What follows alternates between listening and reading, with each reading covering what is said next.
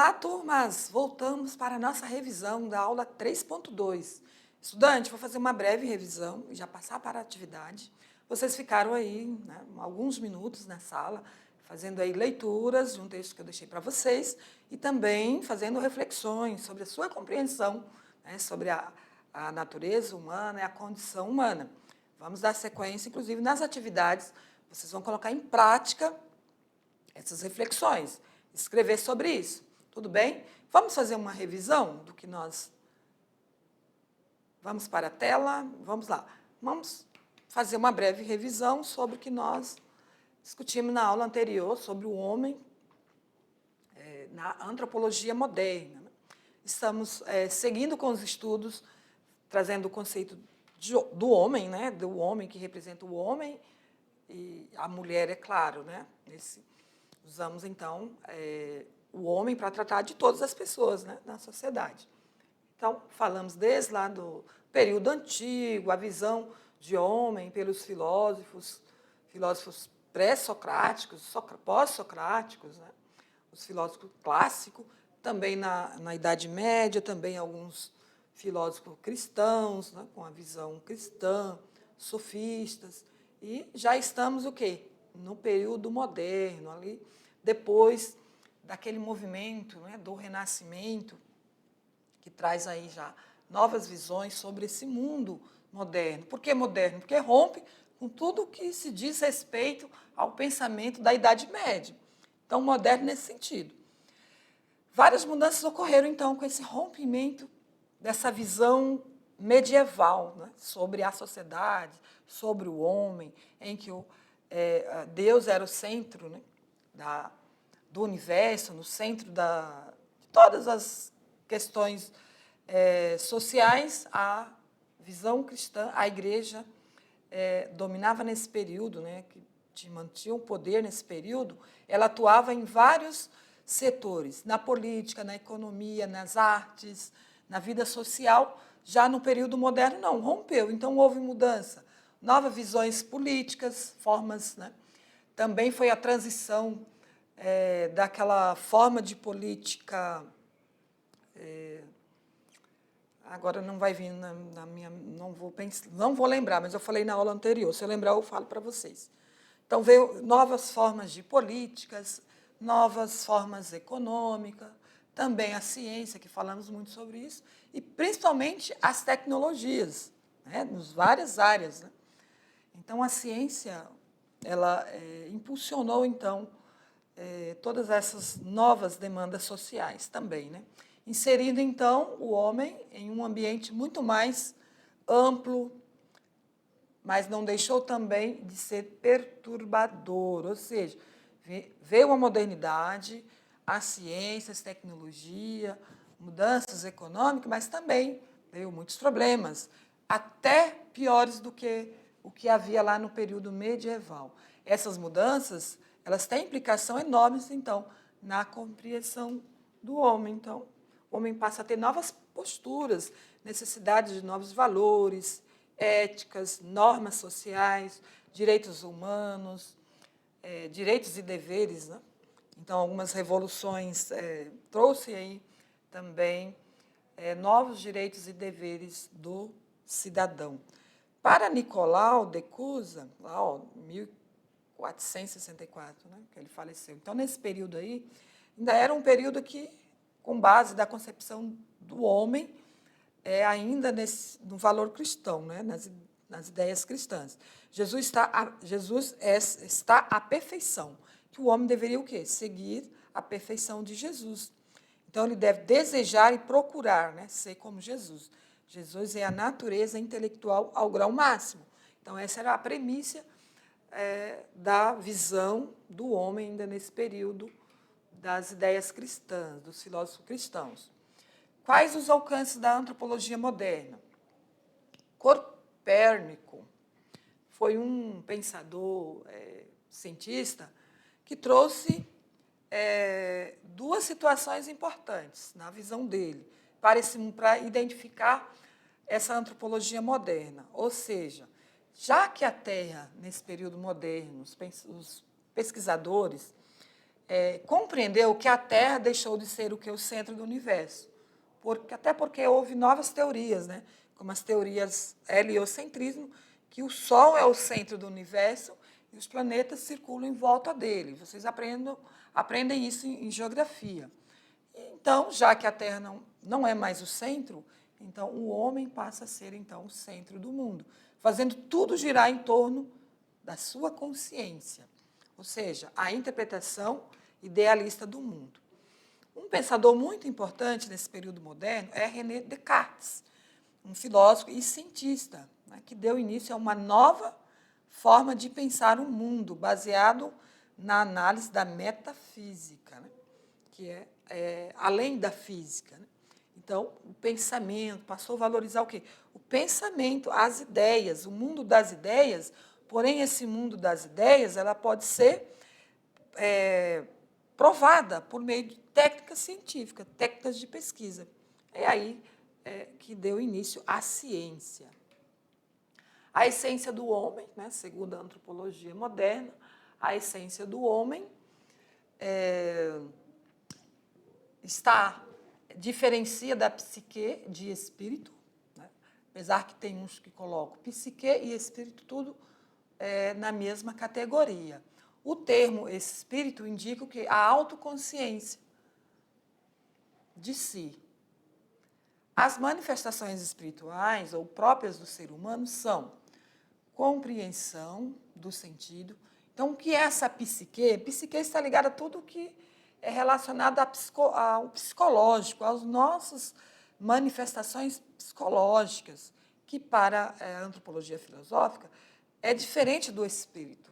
Porém, tanto a psique, as nossas concepções psicológicas também, manifesta na espiritual, que faz com que nós tenhamos compreensão do sentido, que faz com que nós temos prefixação de metas, fins, ideias, capacidades de atuar por cima dos condicionamentos, ou seja, de qualquer tipo de ser, o espírito, uma substância sem limite. Então, nós podemos pensar, desejar, criar o que quisermos, né? Que é algo que vem o quê? Do espírito, mas está também alinhado à psique. A natureza do homem, para a antropologia filosófica, a natureza do homem é universal. Todos os homens são dotados da dimensão biológica, nós já estudamos isso em outra aula, biológica, a psicológica, né? Vou colocar psique, outro já coloca também o espírito, né? Espírito, alma estão juntos, e também a social, a dimensão social, certo? Segundo, né, os estudos da antropologia filosófica, ele, né, o homem, não é uma realidade estática. Apesar que todos nós somos formados pela dimensão biológica, psicológica, espiritual e social, porém, nós não somos iguais. Nós não temos uma realidade estática. Cada um de nós vai criar a nossa realidade, conforme a nossa condição humana. Então, pois o homem concreto é um ser dinâmico, que força a sua personalidade na existência. Ou seja, a natureza do homem não é uma natureza única, porque cada um, conforme a sua cultura, seu modo de vida, sua história, vai ter o quê? Vai ter uma personalidade, vai criar uma personalidade. Muito bem, vamos então para o momento tirar dúvidas. Vamos então, estudante, fazer a correção das atividades. Já falei em outra aula, diminuir bastante as atividades. Por quê? A aula de filosofia, a gente precisa parar e pensar. Mas que aula de filosofia que você só ouve e não faz reflexões? Não escuta uns aos outros, só escuta a professora, né? Então, reduzir as atividades. Nós temos 2 momentos para reflexão. Nesta aula tivemos um, que vocês ficaram com um texto para ler, certo? E esse texto e essas reflexões que vocês fizeram aí no momento em sala de aula, vocês vão escrever um texto muito breve, tá? Para tentar criar e produzir com base nas suas ideias, nas suas reflexões. Certo? Vamos então para a correção da atividade.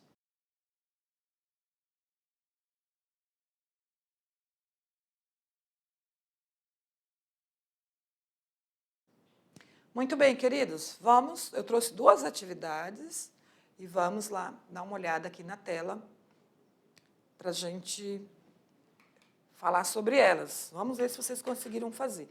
Mas, professor, ainda tem atividades que são complexas, que precisam de muito tempo. Eu entendo. Porém, por isso que vocês vão fazer aí.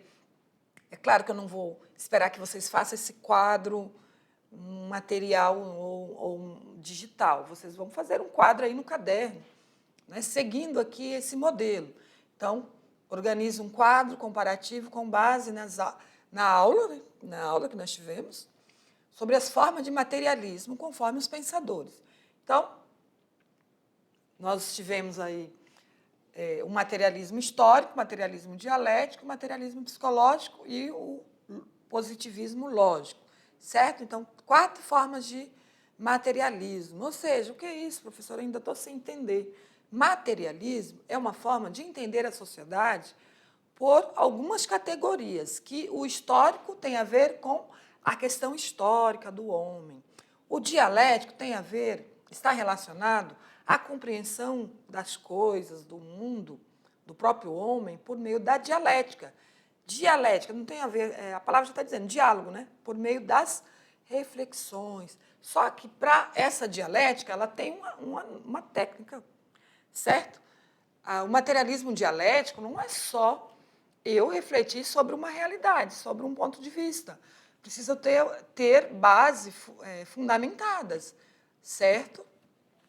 E o materialismo psicológico tem a ver com as questões da psique humana, né? Da mente, também das questões espirituais e humanas, né? Alma, corpo.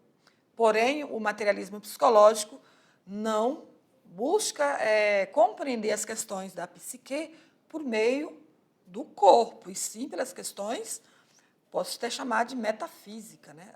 Que está além da física, né?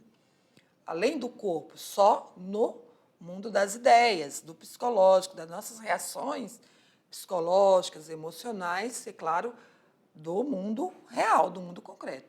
E o positivismo tem a ver que está relacionado com a comprovação lógica das coisas.